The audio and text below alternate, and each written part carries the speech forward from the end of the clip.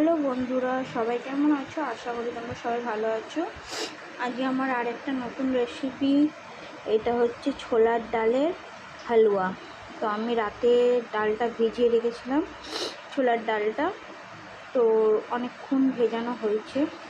এবার আমি এটা প্রেসার কুকারে 2টো সিটি দিয়ে দেবো, তারপরে পেস্ট করব। তো তোমরা দেখতে থাকো আমার ভিডিওটা। দেখতে পাচ্ছ আমি ছোলার ডালটা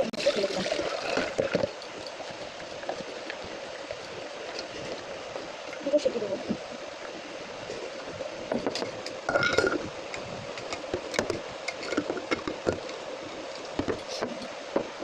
চলো তাহলে ভিডিওটা দেখতে থাকুন। প্রেসার কুকারে দিয়ে দিয়েছি, তো আমি ইন্ডাকশানে বসে দিয়েছি 2টো সিটি হওয়ার জন্য।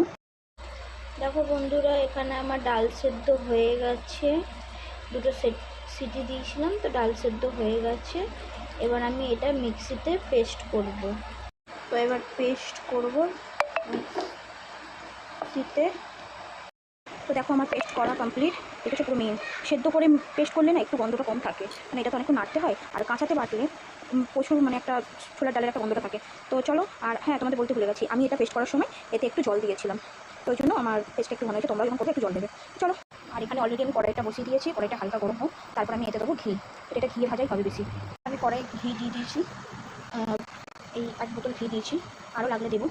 তো চলো, আমার যখন যেটা খেতে ইচ্ছে করে আমি নিজে দিয়ে বানিয়ে খেয়ে নিই। কী করবো বলো? তো চলো আমার ভিডিওটা দেখতে থাকো তোমরা। তেলটা গরম হয়ে গেলে ছোলার ডালটা দিয়ে দেবো। এখানে আমি ছোলার ডালটা দিয়ে দিয়েছি। এবার এটা শুধু নাড়বো। ইন্ডাকশানের ফ্লেমটা একটু আস্তে করে রেখেছি, নাহলে এটা নিচে লেগে যাবে। তো চলো দেখতে থাকো। একটু এটা জলটা একটু শুকিয়ে গেলে তারপর আমি চিনি দেবো। তো আমি 1/2 কাপের মতন চিনি নিয়েছি, যেহেতু আমার ছোলার ডালটা কম ছিল বলে। তো চিনিটা দিয়ে দিলাম। চিনিটা দিয়ে নাড়বো। তো পরে যদি আবার একটু যদি মিষ্টিটা কম লাগে তাহলে সে ওপর থেকে আবার দেবো, তাও ঠিক আছে। কিন্তু একবারে তো 1 গাদা দিলে বেশি মিষ্টি হয়ে গেলে তো তখন বার করা যাবে না, ওই জন্য। দেখতে থাকো আর কেমন হচ্ছে। তোমরা কিন্তু একবার বাড়িতে বানিয়ে ট্রাই করো। যদি ভালো লাগলে তোমরা কমেন্টে জানিও, আর কেমন হচ্ছে একটু আমাকে বলো। তো এবারে এলাচগুলো দিয়ে দিলাম।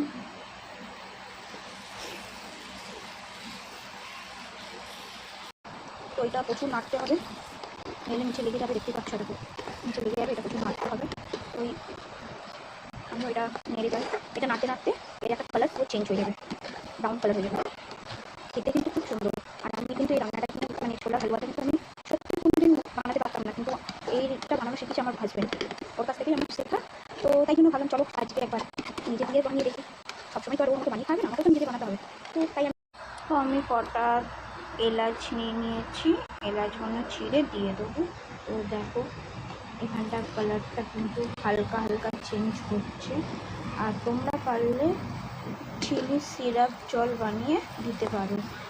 আমি তো ডাইরেক্ট চিনি দিয়ে দিয়েছি, তো ওই জন্য তোমরা পারলে একটু চিনি সিরাপ জল করে দিয়ে ওটাকে নাড়তে পারো। তো চলো এলাচটাকে দিয়ে আস্তে আস্তে কালারটা দেখো অনেকটা চেঞ্জ হয়ে গেছে। তো এটা আস্তে আস্তে হোক, আমি তার জন্য কটা বাদাম কেটে নিই। তো দেখো আমি কটা বাদাম নিয়ে নিয়েছি, এগুলোকে চলো কেটে নিই। দেখতে পাচ্ছ আমার এখানটায় প্রায় ডান। আর একটু নাড়বো, নেড়ে তারপরে এটা নামিয়ে দেবো। আর এখানটা বাদামগুলো কেটে রেখে দিয়েছি, ওপর থেকে সাজিয়ে দেবো। চলো এটা প্রায় হয়ে গেছে, এবার নামাবো। চলো ইন্ডাকশানটা অফ করে দিই। চলো হয়ে গেছে, এবার এটাকে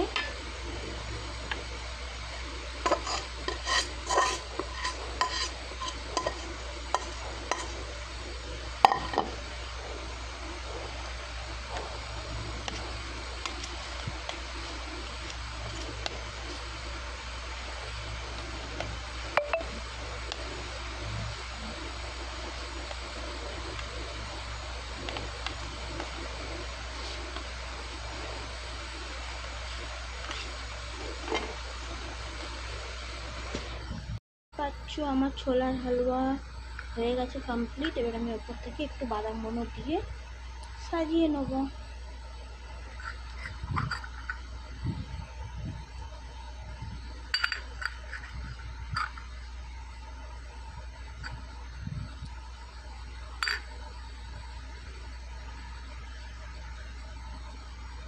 তো কেমন হয়েছে কমেন্টে তোমরা জানিও। Bye bye. আর আমার চ্যানেলটাকে একটু সাবস্ক্রাইব করে দিও যদি তোমাদের এই রেসিপিটা যদি ভালো লাগে, তাহলে আমার চ্যানেলটাকে একটু সাবস্ক্রাইব করে দিও।